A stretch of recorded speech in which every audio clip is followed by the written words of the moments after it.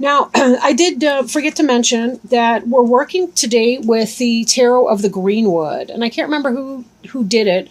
I keep meaning to grab the book in between recordings, and then I forget. So I'll try to get that out so people know what I'm looking at, or what we are looking at together. This card is on the bottom of the deck. And I kind of look at those as sort of a one-card summary of what's going on in the deck. But you'll see here we have the Four of Arrows, which indicates rest, right? Rest, meditation, for vision and for transformation, right? This really has to do with going within and taking that time out, right? Arrows is an intellectual suit. That's the suit of air. And part of that means we need to kind of slow down so that we can let our thoughts stop racing, calm down, and then, and usually only then, that's when we get the insight that really comes in. When we're in a froth, we don't tend to get our best thoughts coming in because we're blocking them with so much hyperactivity of our mind. Super activity, I guess, but we have too much going on in our thoughts. So sometimes we do need to be sure to take that time to rest and to meditate, have some self-care time in order to get right so that we know what our best options are. Now, covering you, we have Five of Wands, which is power. Sometimes this can indicate the petty squabbles that come about in our day. We have to be really mindful too, but to choose our battles. Or we will find ourselves at unrest with a lot of different people. Just from the rest of the cards, as an overview, it doesn't look like this is anything that's really a big deal, but there may be some kind of power struggle that's going on for you. So you may want to be extra careful that you're choosing your battles and not allowing other people's insecurity or ego trip to unsettle you, I guess, in this time. Now, crossing you is the Six of Wands, which is the Harvest card. This has to do with reaping what you sow. This has to do with basically abundance coming in, right? For some of you, we've had that in the past with pregnancy and giving birth and things like that. That can be symbolic for people. It can be literal. Harvest, that's this time of year right now, right? We're in the prime of harvest. We're in the Virgo season, September 1st to 15th. So, we do have a lot of abundance coming in. I'm here in Michigan, and in Michigan, of course, it's a wonderful time of year for everything. So, everything from berries to corn to tomatoes to, and then we're going to have the gourds coming up. It's a wonderful time of year to be in Michigan. And this idea of things coming in that you've set forth before. This has to do with... this can even for some people be like a scholar type situation. Say if you've been studying for something, and you're sort of wrapping it up. Pardon me. Excuse me. But harvest is, things are coming your way. Things that you've set forward into motion are coming your way. So if you have put out a job application, that's coming in for you, right? If you've been doing the work on the dating website, that could be coming in for you, where you're getting options and offers and things like that. So you have not been sitting idle, as things have not, you've been making things happen, basically. I'll move on to another card. I'm babbling. Speaking of needing to get clear in your thoughts, I apologize. What's crowning you? What may come to pass? What's on your mind? Future focus. Green Woman. Green Woman is comparable to Empress in other decks. She's fertility embodied, right? She's floral. She's flowering. She's fabulous, right? We've got the Sheila Nagig here. That has to do with symbolic birth, death, right? Rebirth, life. This is the divine feminine, right? The goddess archetype right here. Green Woman really is about being able to manifest. This has to do with our sense of harvest. Harvest is, in a sense, although wands is fire and fire is a male element, at the same time, harvest and the fruits, that's very, very feminine. She's the fruit, she's the embodiment of the fruit-bearing harvest goddess, really. And we see all of this in her and in her energies here, right? This has to do with you putting forth something, you bringing something forth, manifesting, fruits. You've done the work, and you're bringing forth and bearing your fruits, whatever capacity. The Fool has to do with new starts. This is something that you have, or that's an influence that's coming into play very soon. But you'll notice that she's let go of her burden, and I say she, could be a he, I don't know. But this person's let go of his or her burdens. They're taking that leap of faith, even though they're at the cliff, right? They're following the white hart into the new adventure. A hart, H-A-R-T, is a deer. But we see also, again, with the butterfly symbology, right? We saw that in the rest card here. And know that it may be a literal movement or travel, but it could also be a mental or philosophical traveling experience too. Adventure or journey. But this is you beginning a brand new path. The Fool card is the 0 card in the major arcana part of the deck. And the Fool has to do with that, sometimes we have to take that blind leap of faith. We know what we want. You have all this abundance coming in. Now's a good time for you to take these risks and try these new things, right? Now, behind you, we have skill. And for some of you that are completing school or that cycle, that's kind of what I had mentioned before, whereas this might be, if you've studied and you've taken the classes and so on, you're getting forward, or you're getting forth in your life to be able to get that certificate or diploma or degree or license or whatever certification that you need in your field. I should put this way, because it actually moves right to left in this layout. But you've put forward through your skill and your hard work, and now you're about to reap the harvest of that. Stones is the suit of the earth. So it's anything material that you've done. When you actually have to sit down and balance your book or balance your ledger, or when you have to study and write papers and do the daily grind, or clean your house, or whatever that is, prepare in some way. And this is about manifesting that which you've been preparing. Wands also, this is the fire suit though. It's things that we have passion for, right? But it's also about taking our passion and manifesting in an earthly way. So these two kind of go hand in glove, really. Now, before you is struggle, right? Struggle. But 8 of Arrows as a caution, that can be more about an intellectual struggle than anything that's going on specifically. However, we did have this other card before. So again, as we're moving right to left, we're seeing this is the current energy and this is what's coming to play.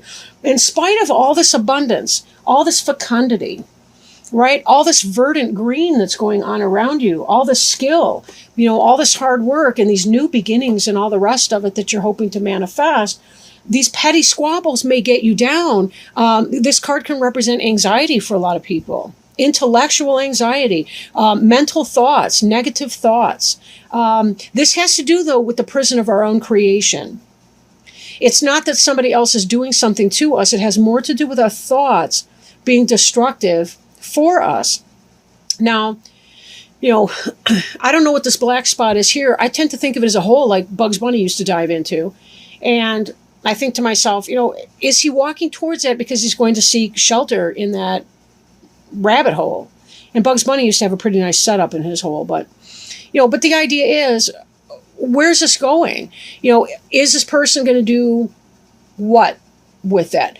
Be careful you don't let whatever these environmental struggles are for you, these power struggles, become your personal struggle. Choose your battles. But if you do struggle with anxiety, that's a real medical condition, can be. For a lot of people. So be sure that you're taking that seriously and seeking medical advice, therapy, whatever you need to do to help you through that. As you clarify your goals and determine what that is that you need in your life. Now, the card representing you is the balance card. This is a balance between polar opposites, yin and yang. This card has to do with being able to bring forth new things. This has to do with finding a balanced partnership. So if you're married, this can be about finding harmony and good balance in that relationship. These external struggles here may have to do with other types of power struggles, maybe not in your immediate family, but the surrounding, like the in-laws or your job environment, your business, that sort of thing. But overall, there's really, really good stuff in here, really, really positive for you. Right? There's also a sense of guidance. This is your environment here. This is about navigating through the use of the North Star or Southern Cross, depending which part of the hemisphere which hemisphere you're in, southern or northern or southern. And this here has to do with being able to find your own way in that, right? Be careful that you're taking that time to find your balance, right? When we look at this rest card, this is part of it, taking that time for self, as well as the time that you spend with and around other people, because it can be exhausting if you're not finding that balance. This is about being guided towards wonderful things in your future. But there will be some level of struggle here. How difficult the struggle is has to do with your approach to it, whether you seek help with that, are you willing to just kind of let things go? But be careful that you are implementing some kind of balance in your life. You really do have this forward movement, and this Fool card has to do with this pole star as well. This Fool is basically following the pole star into the future. They're being guided. They're being helped and supported by elements like angels and spirits and God, divine hand, fate, the universe, however you want to call it, right? So there is that energy of divine support at play here. Be careful that you're doing your part to find your balance and that you're not psyching yourself out into this negativity, because I really don't feel like it's necessary for you. Look at the color in here. This is you, and this is the future.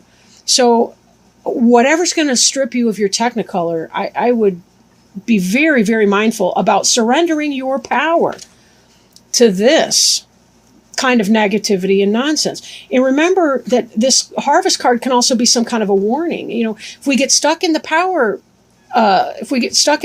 trip, we are going to reap what we sow, and therefore we shall have struggle.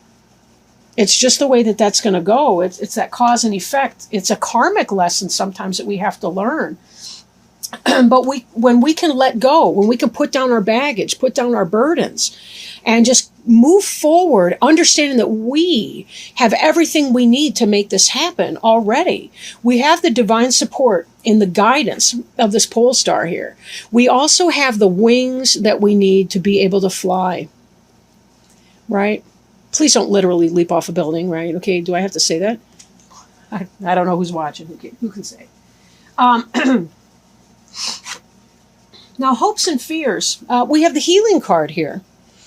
The healing card, right? This reminds me of this rest card. So for some of you, it may be that you do have some medical issues that need addressing, or that you fear that a medical situation may be difficult, or that you fear something pertaining to that. One thing I didn't mention before, but that I noticed on here is that here we see a caduceus, and I'm probably saying that incorrectly. But what I mean by that is that snake that's wrapped around a pole that's the symbol of medicine. And this is a person laying here, and here's another person here, and there's a great big heart right there. So for some of you, it may be that you're healing emotionally from some emotional pain. For some of you, maybe it's an actual heart issue or some other kind of a medical condition that you're suffering from. Know that it's going to take courage to get through that. And we may not have answers today as far as what that's going to look like for you, right? But whatever that is, your final outcome card here is strength. And this strength here is a healer. He's got a bowl, right? He's got a cup right here that's some kind of medicine. So I really feel like there's treatment if you are suffering from a medical situation, that there is some kind of treatment that will be had. And you certainly have a transformation that happens in here to a more beautiful self. Sometimes people can experience during the throes of a medical condition, that's when they really tap into their intuition, and when they really start learning how to meditate and learning how to do things like astral projection or shamanic dreaming, lucid dreaming, as you would call it. And here we also see that there's work doing. I mean, these look like Reiki symbols to me, at least in part.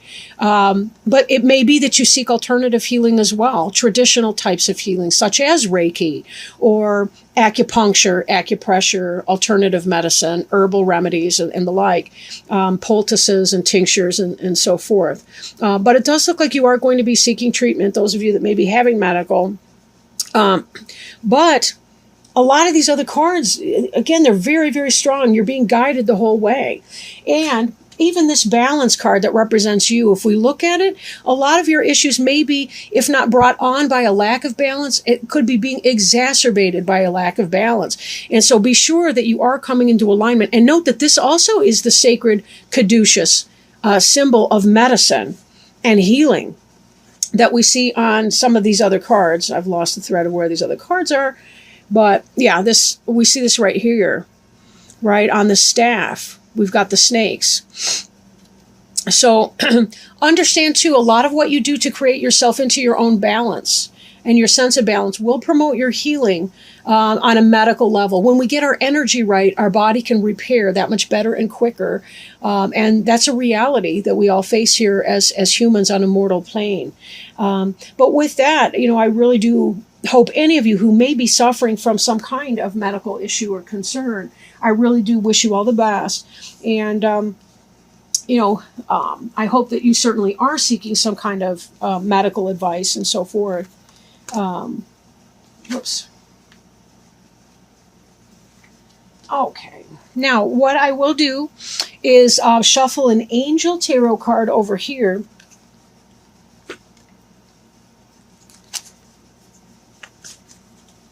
And I'm sorry I can't say about the outcome per se. I do think that there will be a great deal of strength that you develop in that, and a great deal of insight and awareness as well. I'm not really getting a sense of something fatal, but that's probably out of my scope. I don't know that that would be revealed to me if that were the case. And also, given that our outcome cards are struggle and strength, this may be that you are fighting an anxiety disorder over your medical, but having anxiety when you're having a medical problem is not going to help you either. But just know that the final outcome of that is beyond the scope of this reading. This is a 15-day reading, and whatever that is, for those of you that are going through a medical issue, it's not something that's going to be covered in the span of this. So with that, I do apologize that I'm not able to be more clear on that. But I'm not seeing anything. None of these cards are really scary, but there certainly is a reflective, meditative, spiritual component of ourself that plays a huge role in our medical outcomes. If we are able to check our worries and fears to the extent that we can. It's understandable when people have anxiety about medical.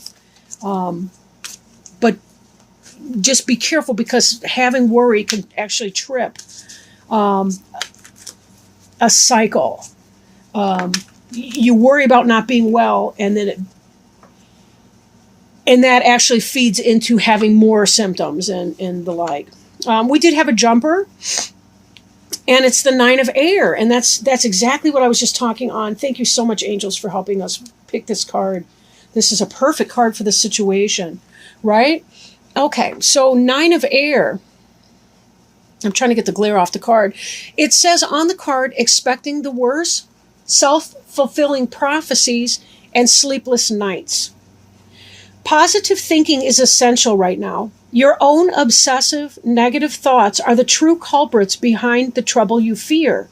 Release your guilt and realize that regret is a wasted emotion.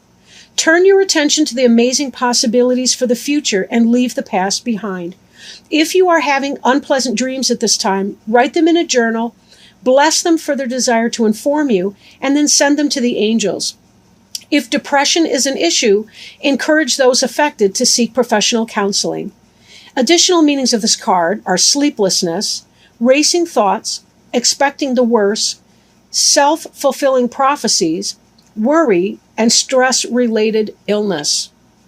So just along the lines with what we were talking about just now is this idea that we can put ourselves in a mental prison. And note, these are the same suits even.